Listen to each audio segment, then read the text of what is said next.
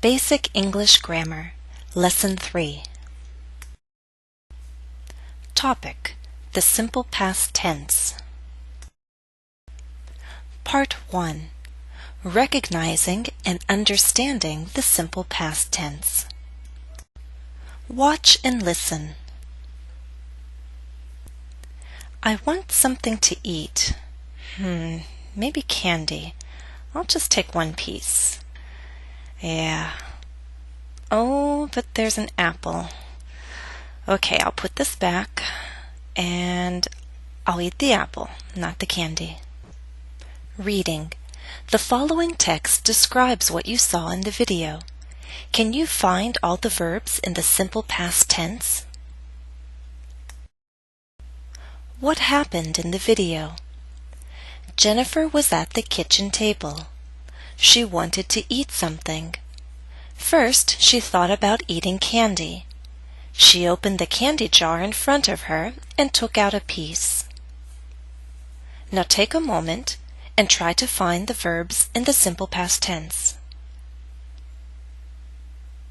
Do you see them? Here they are. Happened, was, wanted, thought, opened, took. Let's go on to the second half of the text. Then she looked at the apple. In the end, she didn't eat the candy. She put it back and ate the apple. That was a good choice. As before, I want you to find the verbs in the simple past tense. Do you see them? Let me show you. The verbs in the simple past are looked, didn't eat, put, ate, was. How did you do? Were you able to find them all? Don't worry if you found the first exercise a little difficult. I'm going to show you all the forms that the simple past tense can use. Then in the future, it will be easier for you to recognize it. So now we'll turn our attention to the forms and meanings of the simple past tense. We'll look at the verb to be, regular verbs, and irregular verbs. In the simple past tense, the verb to be has two forms, was and were. Was is used with singular nouns, uncountable nouns, and the pronouns I, she, he, and it. Examples: I was hungry. She was in the kitchen. There was candy in the jar. Candy is an example of an uncountable noun. The apple was a good choice. This is an example of a singular noun. Were is used with plural nouns, compound subjects, and the pronouns you, we, and they. Examples: You were hungry. The apple and candy were on the table. Apple and candy being a compound subject. There were many pieces of candy in the jar. Pieces is an example of a plural noun. We often use the verb to be in the simple past tense to tell about a past event, state, or condition. Examples: Jennifer was at the kitchen table. She was hungry. All of this happened in the past. All of this was true in the past. I'm telling you about my location and how I was feeling. I was at the kitchen table. I was hungry. Okay, now that we've covered the verb to be, we're going to talk about all the other verbs. We'll group them into regular verbs and irregular verbs. In the simple past, regular verbs end in ed. Can you identify the regular verbs from the text? There are 6 verbs highlighted in orange. Can you find the 3 regular verbs?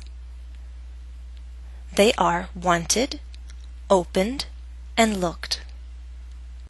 These verbs are easier to recognize and use once you know the spelling rules. Here are the spelling rules for forming regular verbs. Rule 1. Add ed to a verb that ends in a consonant. Examples: want ends in t, so we get wanted. Look ends in k, so we have looked. Rule 2. If a verb ends in consonant, vowel, consonant, double the last consonant before adding ed. Stop is a good example. It ends in top, consonant, vowel, consonant. So we're going to double the p and then add ed, and we get stopped. There are a couple of exceptions to rule number 2. First, don't double the consonants w, x, y. For example, in fixed, we only write one x. The second exception is with unstressed syllables. Don't double the last consonant if the last syllable is unstressed. For example, in open, the stress is on the first syllable, so you do not double the n. Rule 3. Add only d to a verb that ends in e. For example, we'll add d to like and get liked. Rule 4. If a verb ends in y, change the y to an I and then add ed. For example, the verb carry. Before we add ed, we change the y to an I and then we get carried. There's one exception to Rule 3. That's when there's a vowel before y. For example, in play, we have a before y. We will not change the y to an I. We'll simply add ed, played. Now look at the irregular verbs from the text. Can you identify the infinitive for each verb? Example: Jennifer was at the kitchen table. What's the infinitive? To be.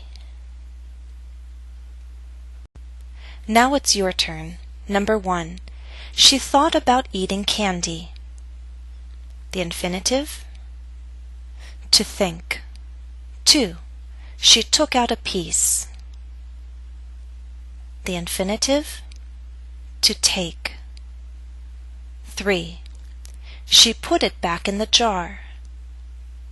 The infinitive? To put. 4. She ate the apple. What's the infinitive? To eat. Now, irregular verbs can be tricky. There are a lot to remember. Most grammar books have a list of irregular verbs in the back.